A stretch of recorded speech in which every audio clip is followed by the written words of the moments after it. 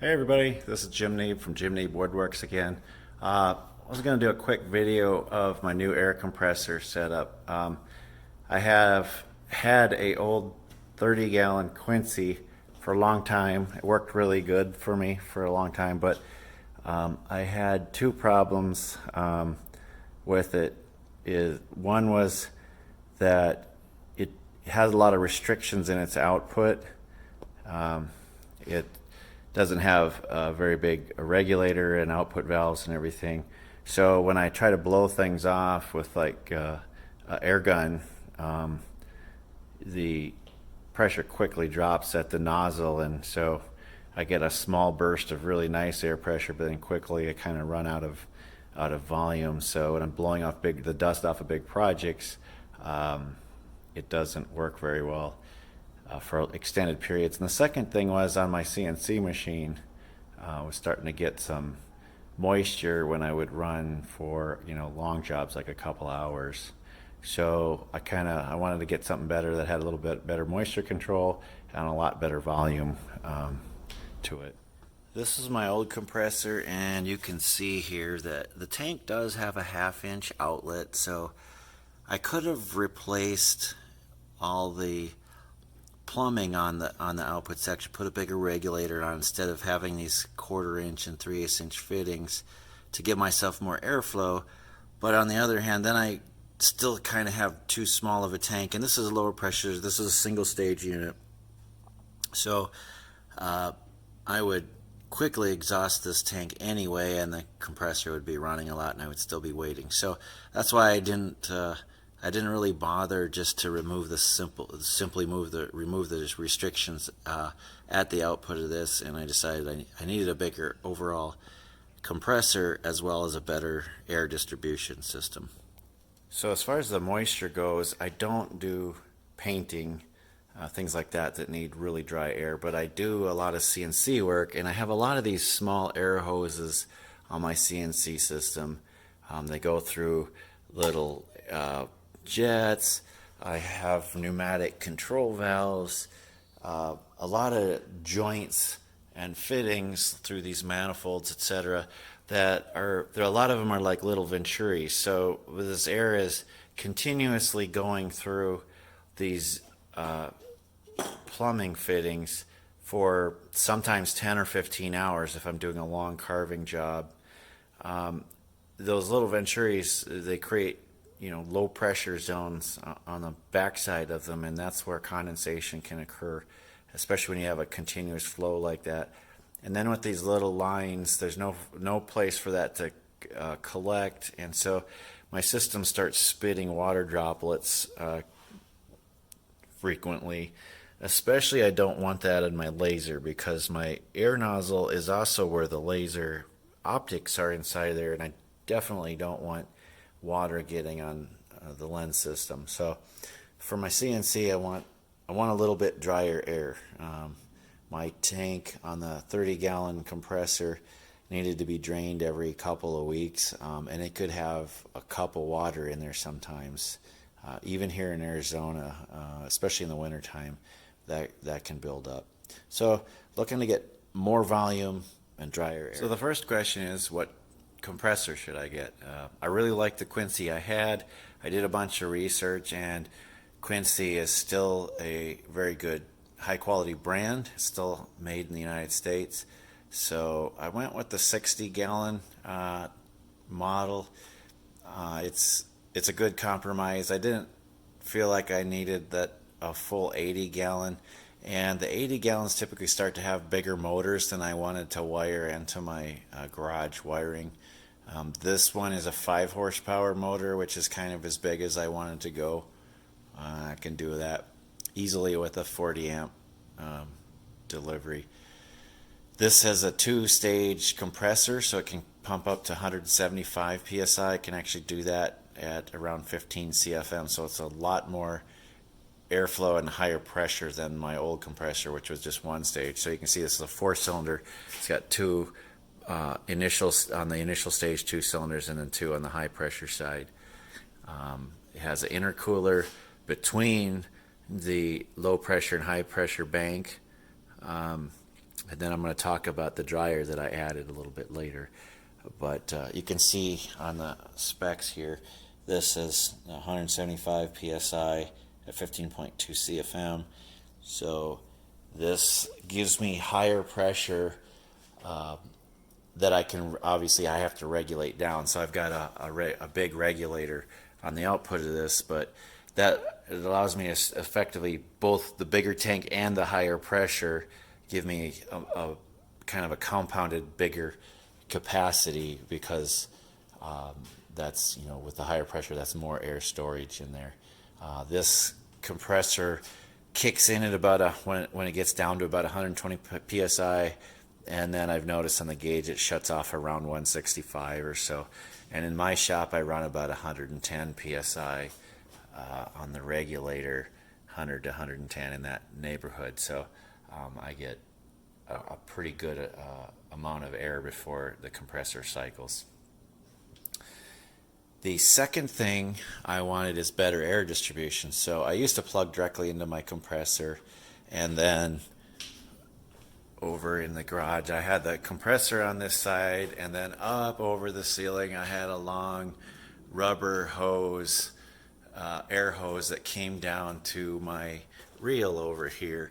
And so by the time I went through all that 3/8 stretchy hose and get over here and then go into the 75-foot reel, I had pretty poor airflow and pretty poor pressure here. And then I already mentioned on the compressor itself the restrictions that were there. So I got these RapidAir, it's called Maxline by RapidAir kit. This, you can buy all the individual pieces, or they kind of come with kit. This particular kit here comes with hose, fittings, various different fittings. Comes with some clips to mount the hose on the wall, plus the tools. That's down here. The tools to cut it and to form the tubing itself.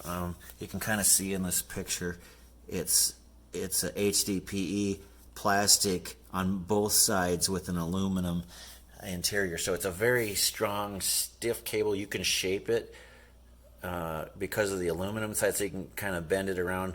I had to go 45 feet from my compressor up through my ceiling, and I put a drop over there, and then I had to go along my ceiling and then along over here to get down here. So I have 18-inch trusses in my ceiling above there, and it was pretty easy to route that tubing because it's so stiff. I could pull it from one end and push it from the other. RapidAir also sells a big variety of different kinds of manifolds and fittings to the end. So this is one of their dual output ones that has also places for outputs on either side. So I mounted a quick connect 3/8 inch to go to my CNC machine as well.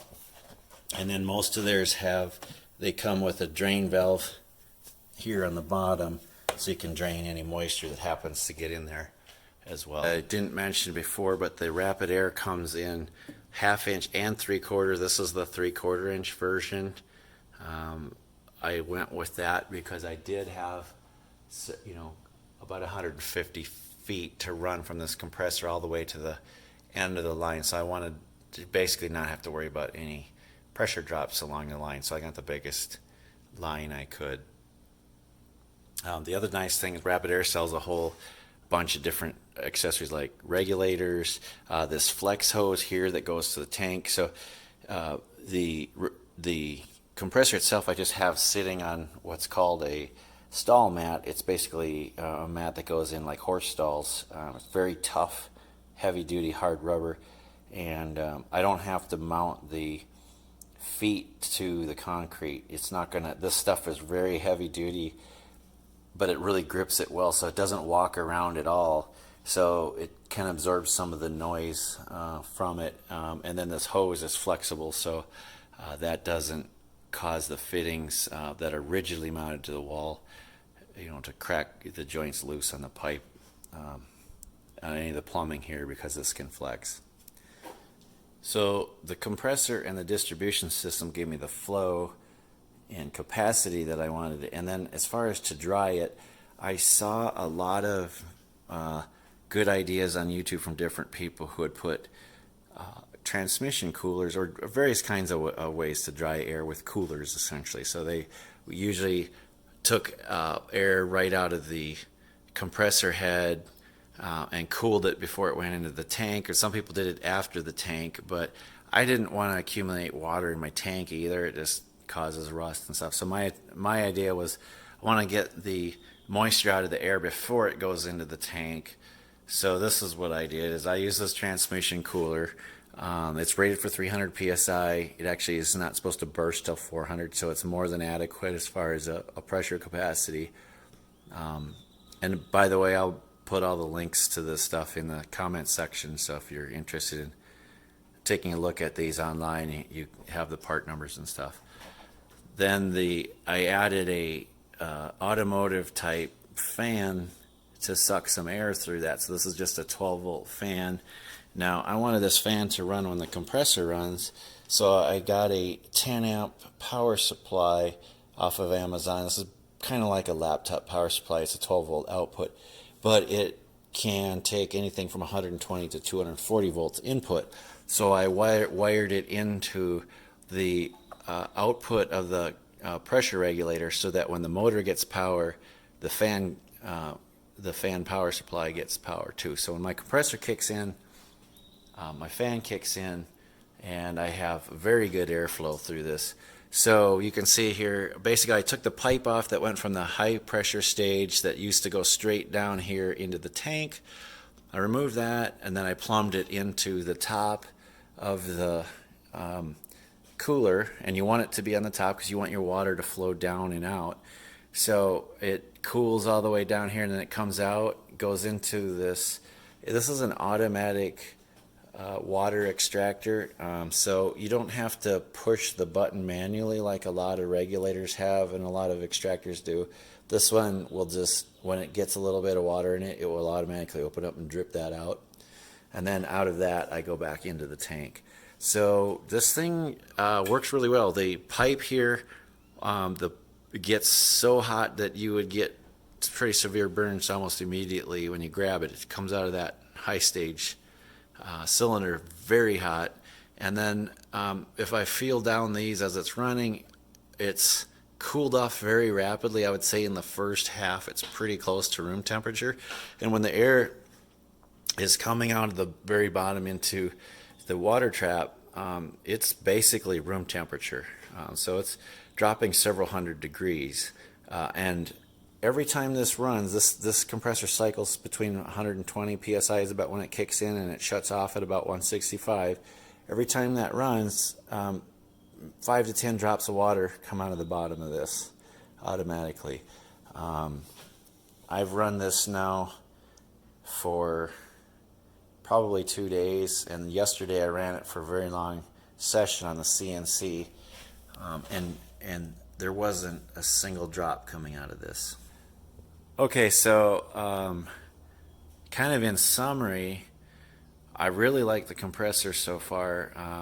Just like the predecessor model that was smaller, this thing runs great. So far I can't really speak to the reliability. I've only had it running for about a week. The cooler really works well.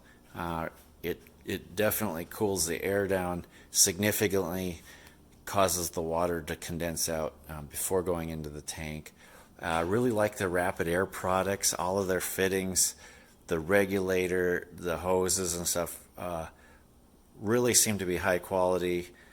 I didn't have any leaks when I put this together. They recommend Teflon tape and then pipe dope on top of that. I've never seen anybody recommend both of them together, but heck, I followed their recommendations. I didn't have any leaks.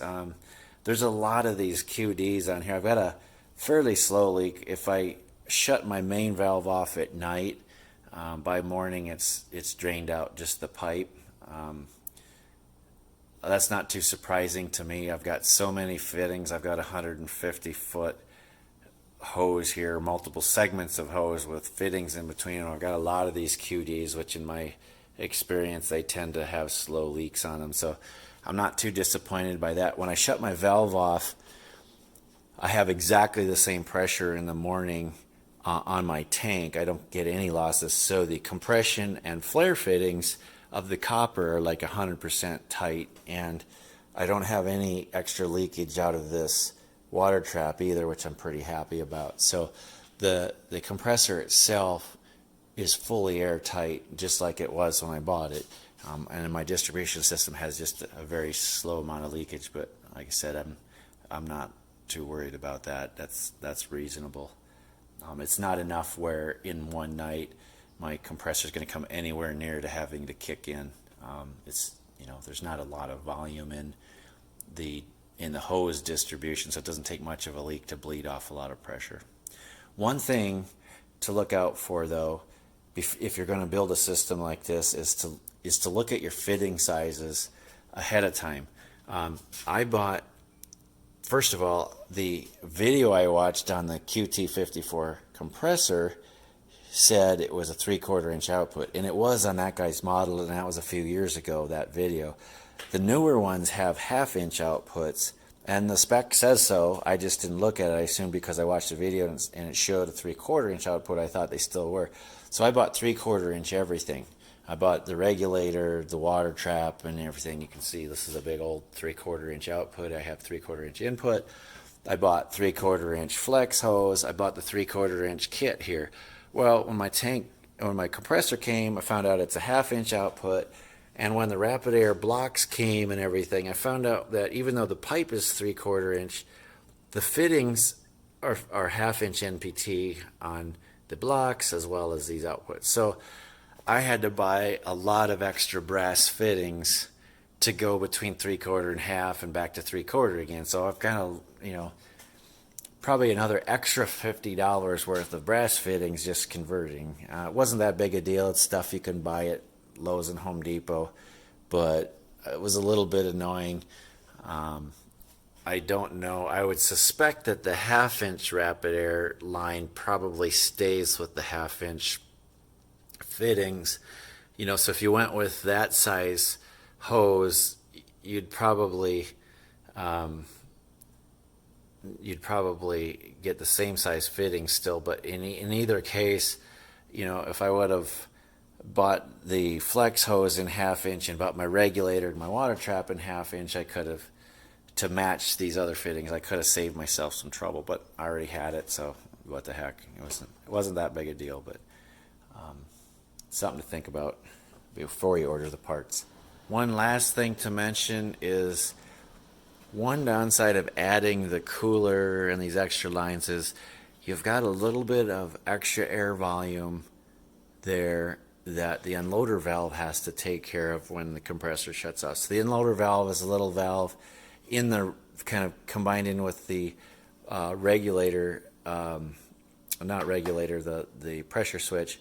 So it unloads the air pressure between the compressor cylinders and the tank after it shuts off, and the purpose of that is so that the motor can start up the compressor without a load on it first before it starts. So you'll hear that in all compressors. When they stop running, they kick out, and then you hear some air escaping, and that's the unloader valve draining the system. Well, I've added some volume here on the upstream side of that unloader valve, and so it runs a little bit longer, and it was pretty loud too for a while. So I just simply zip tied a kind of a wad of t-shirt over the hole on that unloader valve, and so that made a significant improvement in quieting that down. So it still takes about 5 seconds or so to drain that, but it's a lot quieter now. So you can think about that if you make yourself a little muffler out of a wad of t-shirt or some felt stacks or something like that. But other than that, the compressor still is obviously, maybe not obviously, but it is louder than my other one, but that's kind of expected considering it's much larger, higher capacity and everything. But the nice thing is it doesn't run so often. And the other advantage is I put it on the opposite side of my garage this time because of the RapidAir hose system. I could plumb it in from the other side. So keeping it farther away from the work area that I'm usually in helps mitigate some of the extra volume of noise that comes from it. So that's it. Hopefully maybe you learned something from it. If you have any questions, put it down in the comments. I always read my comments and answer questions. There are a lot of other people who have reviewed this compressor and have air dryer, kind of DIY air dryers similar to this, and some of them are very different. The copper tubing zigzag back on the wall. So if you want to see other ideas, look around on YouTube. There's some good ideas from other people as well. I just wanted to kind of summarize everything that I did here in case it's useful to anybody. Thank you.